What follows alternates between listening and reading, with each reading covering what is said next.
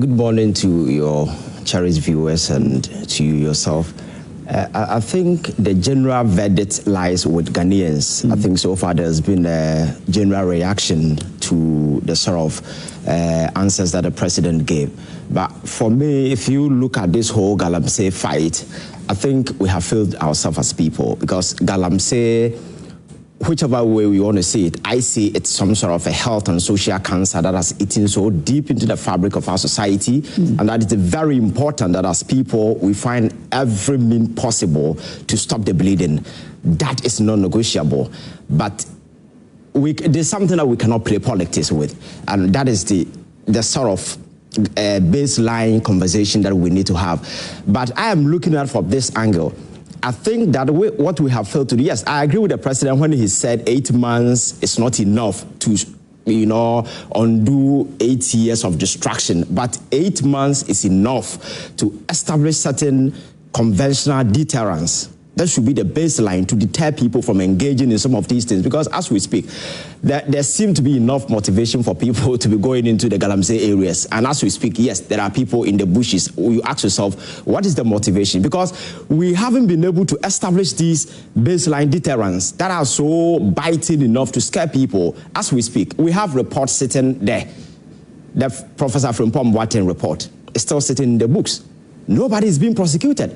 So when we do some of these things, failure to do some of these things will energize people who feel that, hey, this is our time, our government has come, and they feel motivated to go into the bushes. So I want to base my argument on deterrence. I think that we need to be very radical in our approach as a state, and that is what we have failed to do over the years. So if we become very radical and make sure that people who were very complicit in the past, because the reports are quite available, and as we speak, there are people whose complicity are quite obvious.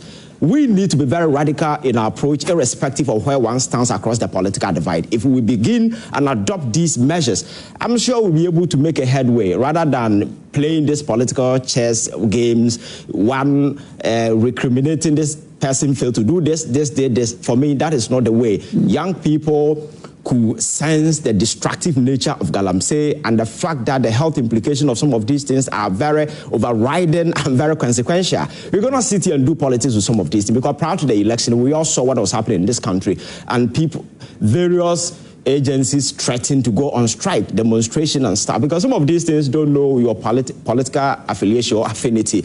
If you get out there to buy water, it doesn't know whether you're NDC or MPP. We are all at risk. So I think we need to be very decisive in our approach. And again, also if you look at but on the point of the organizations who were up in arms, yes, before the election, isn't it intriguing that after the election, galamsey hasn't stopped, but you don't see them make the same noise again? They do, actually.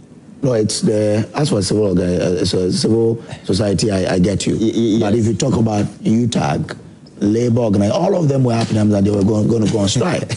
Yes, I think, you see, once there is a change of government, people might want to give a certain briefing. Okay. It makes sense, because in our part of the world, when a government changes, the whole machinery of governance undergo a certain radical change. So you need to put in measures and institutions to be able to, so people might want to give a government a certain briefing space. It's the reason why you don't see them out there. So if we are able to institute proper measures that are sustainable, that have long-term reasonable outcome, I think people will cool, because nobody is interested in just taking on the street, making demonstrations and stuff. At the end of the day, we want to stop the bleeding, and that should be the focus. And over the years, we've been chasing people from the bushes since Rawlins's time, but we are still here. You see, I think we need to vary our measures, because if you go to Obuasi, for instance, that is one of the mining areas. These problems that we are mentioning is something historical. That is the historical realities the people of Obuasi have been living since 1990 up to now. It's unfortunate we're having this conversation at the national level. But if you go to Obuasi and you engage the people, these are the realities they've been living over the years. You ask yourself, what have we done as people? Then the alternative livelihood becomes quite imperative, because you cannot chase a man from the bush and ask him to stop mining when he has nothing to do. They will fight and die making sure that they do what they do to survive. So I think what we need to do is to also look at the other alternative livelihood. So it will be like a substitution. We are taking people from the mining site, then you are substitute them into something viable ventures that will also give them certain, incentive or certain opportunities to attend to life. But if we leave it and make it look like a political kind of, I think we will not be making a headway. It's the reason why for the past 30, 40 years and counting, we are still where we are. And I think we need to be very radical in our approach. We must start prosecuting people to serve as deterrents to deter people from further engagement. Because you have this bulky document from Dr. Frimpong Boateng still sitting there. Nobody has touched it, and there are several other documents spelling out complicity of people.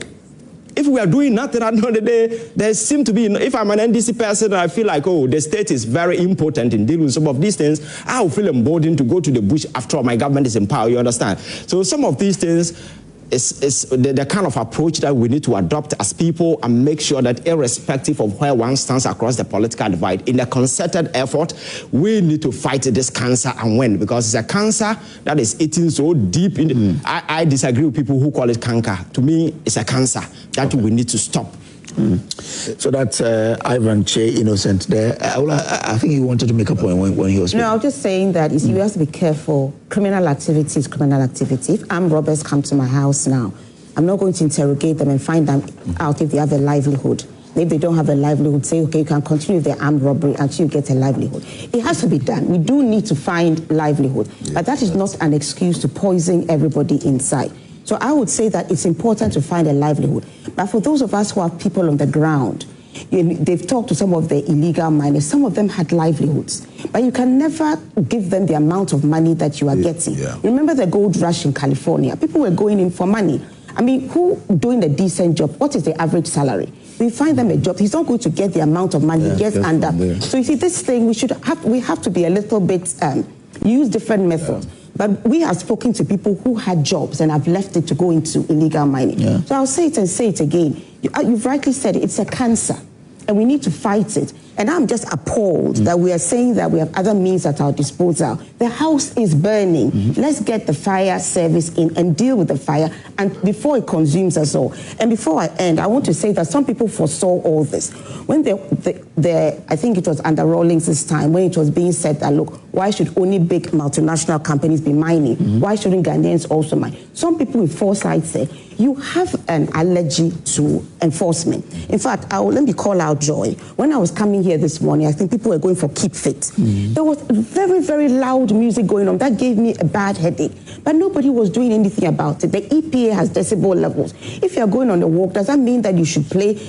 But nobody was doing anything about it. We have an allergy to enforcement. So knowing the kind of people we are, those with foresight said this small-scale mining. You see, mining is an expensive business if you want to do it properly. My brother talked about all the things that need to be in place. Yeah. But if you just go around digging haphazard, it doesn't cost money. So because we have an allergy to enforcement, we said just leave it for now. Okay. But we rushed into it, and this is what we have reached. All right. Before I come to you, let me go to my studio audience so that we can have their point as well. I see my friend with a microphone. So you introduce yourself, tell us your name, where you're coming from, and then let's hear from you your point about this whole fight against galamsey and what you do make of what the government says they are doing. I'd like to say a good morning to your viewers, and I'll use this opportunity to greet my Honorable Member of Parliament, Honorable Joycelyn Tete. This issue of galamsey is a very great issue to the nation, with a sense that those out there, in as much as we are calling on the government to intervene, those back there in the villages where they do the galamsey must also know that this galamsey is going to affect them the most than those up here, because the water they drink is going to be polluted. It's already polluted, and if they go do anything in it, they are going to get affected. And the tubers of yam, the cassava, and every other thing is going to be affected by these heavy metals. In 2024 October, research said they found heavy metals in some of the yams that were exported. We were lucky they have the machines and then other staffs to verify these things that they were not so much to consumption. But here in Ghana, hardly do we hear those research companies or other people coming in to tell us that these yams produced in this particular community have been affected by these heavy metals. Okay. And so we need to be very cautious of what we do. Thank you very much. I see a hand here. Okay, yeah, the one is you. The lady, did you raise your hand up? Okay, so after I go to the lady, yeah. Okay. Your name and where you're calling? Yeah, Thank you very much. And then we can hear you. My name is Herbert Apietu Dankwa, and I'm the Speaker of Parliament, University of Ghana Parliament House. Okay. Oh, Speaker. Right, I will Speaker. Thank you.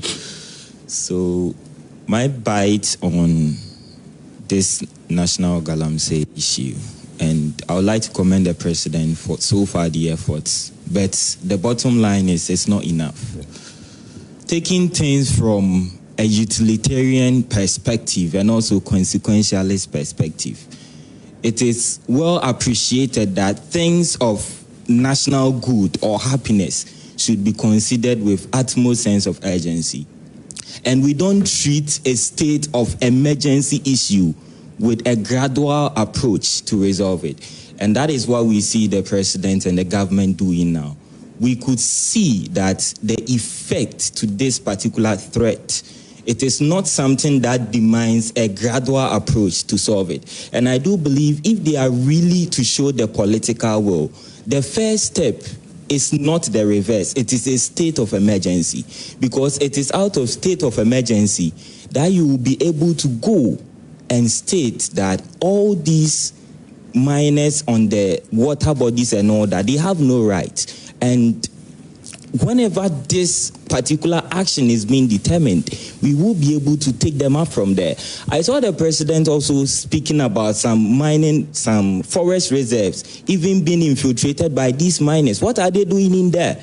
And the aspect of we trying to create an alternative livelihood, as Ivan stated, it's something to me is we should really consider.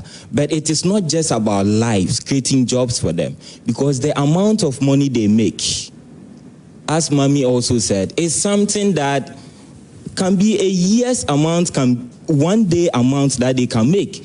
It can be someone's year's salary. So giving them a job is not going to curb this particular. I guess there is a moral lapse in here.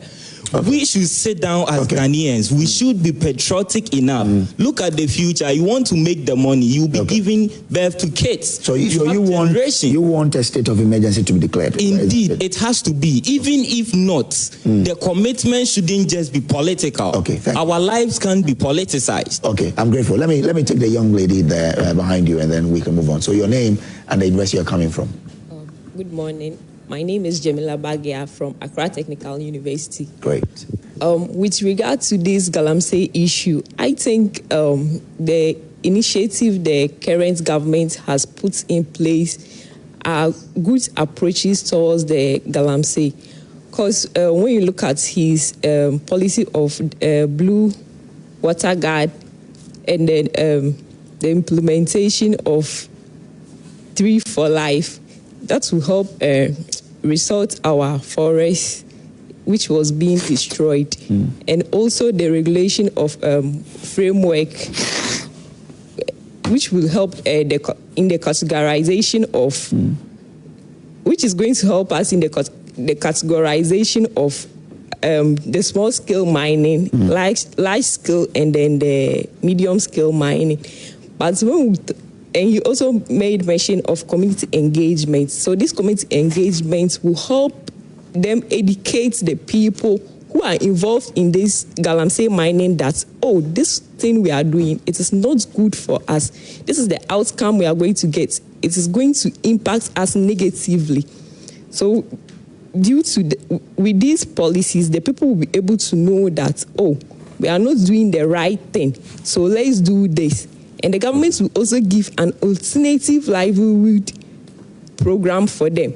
So if I'm not involved in mining, I'll be able to do this to make a living. It's not only mining that can help me make it in life. Okay, all right. So I think declaring a state of emergency is a harsh approach. Oh, okay. We are humans, and a human desire for something is something that you cannot just use a day to halt it.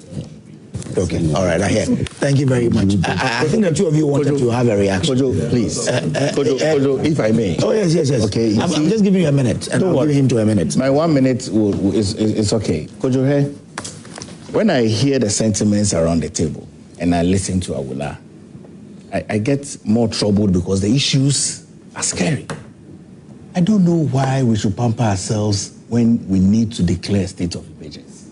I don't know why the NDC campaigned on state of emergency. Nanado Dankwe Kufuado state of emergency. Nanado Dankwe Kufuado state of emergency. Why didn't you declare it?